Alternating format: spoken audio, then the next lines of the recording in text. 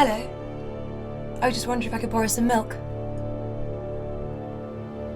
What? So it's about Peter, who lives in a remote Swedish wilderness, who receives a visit from a mysterious stranger who asks to borrow some milk. But her intention is soon to be revealed that actually she's there to help Peter overcome his grief and to move on into the afterlife.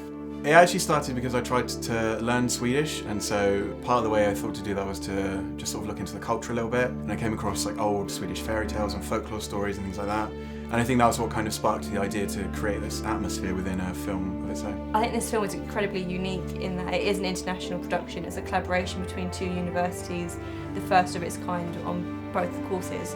On top of that, we've got so many different elements. We've got animation, it's set in Sweden, we've got a cow, for instance. Like, there's so many unique elements to the film that I think is just really interesting. Sweden's helped so much with this film. It's more authentic, you can get the weather right, and it just has the right look because it is the look, and it's just so much more beautiful to shoot. I love doing all the exteriors, it's just so much better, and it's just so cozy in here. It's really, really nice. I think there's something so special about filming in the place where the story is set.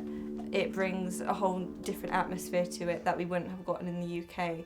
I mean, we would have never got the snow back at home. We always wanted to do this, so when the opportunity arose, you know, we were all buzzed for this. Possibly having a partnership with a university in Sweden, which they're coming. And I think that's the main part, is that we were all really excited.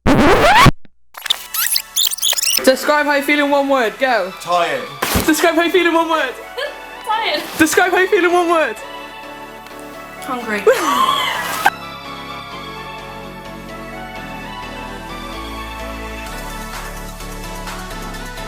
So we are here at our location. Woo! It's so snowy. Right, let's try this. Oh my gosh, deep! Oh my god! No, it's been so fun. The crew are all great. This is a tiny space. We're like a little family now. We all live in this wooden hut together. So today it was straight up to the location to start doing set design. We thought there was going to be a lot of compromise with how we were actually going to set things up, because obviously we'd practiced it in rehearsals and in studio space, but we didn't think that it was going to match as well in the actual location.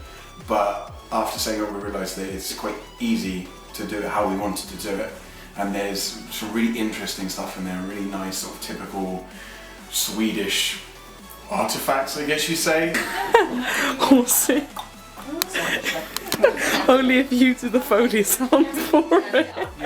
Yeah, they really add something to the image, make it a lot more exciting, a lot more interesting. In our food shop for the week, gonna find something to eat tonight and kind of plan what we're gonna have for the rest of the time that we're here. This is the film's finest catering. Sweden's finest tomato sauce. Check back later for the finished product. This is what happens when people don't fund our films. Living, you know, has been good. I don't think I've ever been on a set and lived with the actual crew. The bonding's been amazing. Like, we've all had jokes, we've all had a lot of banter. That's it. How's your experience so far? It's been fine. Fine. How's your experience been? Oh, it's been amazing. Production team ever. I actually think this is the best production team I've been with. And it's been very nice being here. Oh my god. My name is Basliel Berhane. I've been gaffer and sound assistant, so I've been helping with the lights and helping Elio with the sound equipment. With Bassa, first day was funny. I told him, do you mind being a boom up? He was, yes, I'm up for it. Like, every day he's been my boom up. He knows what to do, where to place the boom, the angle it needs to be at. He's a good boom operator. I'm Elio and I'm the sound recorder for Milk. And my job basically is to record sound on set, Foley, Atmos, and any ADR we need to shoot. My favorite scene is scene 1 with the stabilizer, and we had to follow the camera everywhere. And after the shooting the scene, we had to get all the Foley, the cops, put in his jacket back into the wardrobe. We're shoot day 2 now, Yep. and we have come outside because the weather is stunning. It's a lovely day. We're going to shoot the very end scene. We were going to do scene 5, which is in the house, but we've changed it to the very end one, which is when Peter leaves the house and finally gets to see Anna again. So it's a really cute scene, really symbolic. Yeah, it's going to be lovely. Любимата ми сцена е последната, когато смъртта изпраща Питър по пътеката и той всъщност вижда своята жена, която е починала преди няколко години, което всъщност подсказва на зрителя, че той всъщност е починал по-рано през филма. Моята работа на снимачната площадка беше най-вече около огъня, понеже аз бях човека, който палеше всеки път камината, за да може да използваме огъня в сцените, в които ни трябваше жив пламък. Bogdan, what happened? Why are we putting it back? Because apparently this sent a signal to the fire brigade and we don't them coming out to our asses. The most key prop, this is what prompts the retelling of Peter's childhood stories. So what I'm doing is just gluing the pages together because we only really need to see this middle section for the strangers to flick through. And then for that middle section, because it's a completely blank book, we've got pages from another book. It's written in Swedish as well, so I'll just be sticking those inside. I've stuffed in the main bulk of the pages that we're going to need, so that allows enough room to flip through. And I've kind of just done a light wash of tea just on the edges, just to kind of match, because this kind of is different to the white paper inside, so it kind of blends in a bit more. I love fairy tales.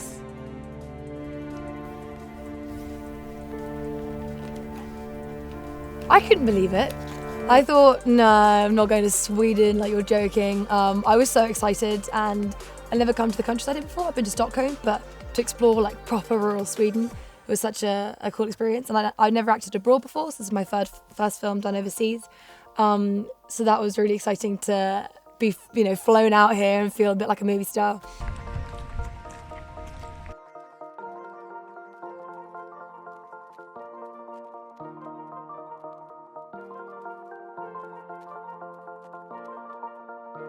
Yeah, I think the funding that we've been provided kindly by the university has made a whole, complete, massive difference. I genuinely don't think it would have been possible to pull off without it. We request 4,000 or 5,000 because what's the worst that can happen is we get an extra, $2.5 grand. I'm sure we'll find a way to spend it. Had another 8,000 Swedish krona come through for our film fund. So our budget is... Защото всъщност това увеличи с Това доста увеличи нашият бюджет и така направи цялото пътуване възможно.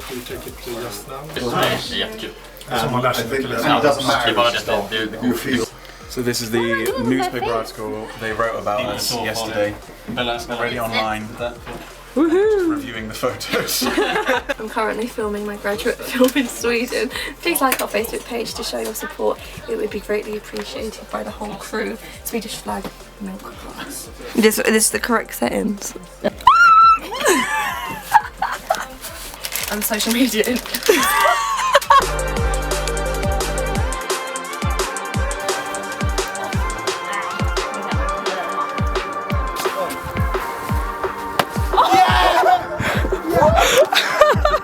been a long day. It's been a good day.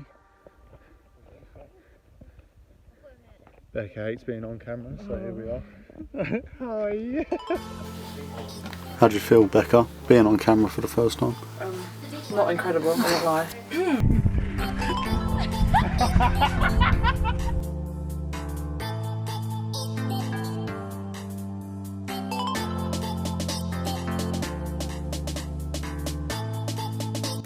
Ladies.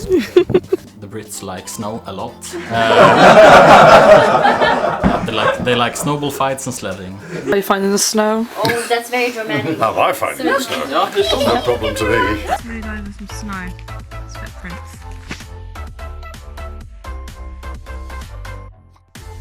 Go, go, go! Oh shit.